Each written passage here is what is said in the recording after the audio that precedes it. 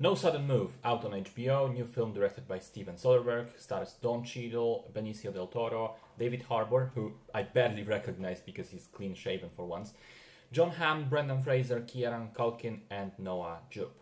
The film is set in the 1950s in Detroit. It starts with Cheadle, Del Toro, and Culkin being hired for a job. Each of them, like separately, they meet each other for the first time the day before. Some criminals want them to go into a house, take the family hostage, and keep an eye on them while they send the husband to his office to steal some documents from his boss and deliver them back. This simple job quickly goes sideways, as may have been expected, and then it turns out that there's actually way more complications behind it than anybody anticipated. And as the protagonists work their way up the chain, more and more people become involved, and the scale of the affair quickly grows to enormous proportions. That's as much as I'm saying because I don't want to spoil anything, as in general, the storyline here is the most key element, and it's kind of cool to discover it by yourself. So let's start with the good stuff. I like this story in general and the themes it tackles. What begins as a run-of-the-mill crime film evolves into this... It still remains an interesting thriller, but it also serves as an interesting commentary on capitalism, wealth, and privilege. And crucially, that's done in a way that complements the main story without compromising it by becoming too preachy.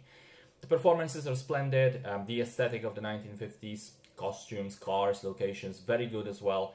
I really like the score, even though it's used pretty scarcely. There were scenes when the music just goes quiet, and I went, no, keep playing, I love it, it's brilliant.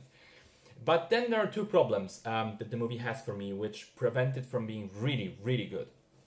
One is the decision to use extremely wide lens for the camera, which it gives it this sort of fisheye look, with the edges of the screen often being blurred and out of proportion. And it's especially visible when the camera pans from one side to another. And unfortunately, it did take me away from the film. I didn't like this aesthetic.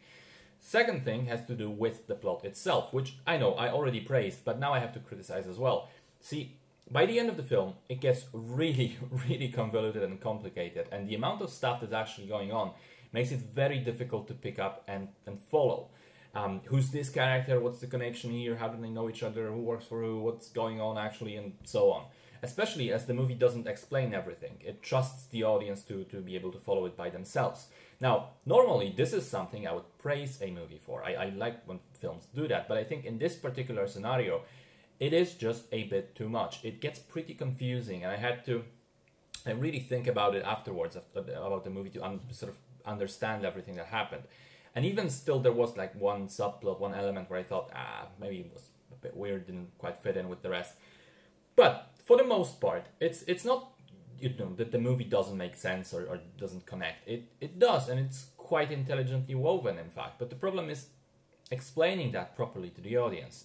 To use an analogy, the third act of the film is like this elaborate magic trick, where the magician very quickly shows you a rabbit, puts it in a hat, enters a wardrobe, and comes back from the other side, and then asks if this is your card. And you're like, what is going on? How does all of this connect to each other? I mean, it would be impressive if it was more clear. But anyhow, even with these flaws, I don't think it's a bad movie at all. In fact, I quite enjoyed myself. And my frustration comes from the fact that it's just not as great as I think it could have been. Because I think some improvements to the clarity of the plot and to the look of the film could have pushed it up to be, truly amazing. But as it stands, it's still pretty decent.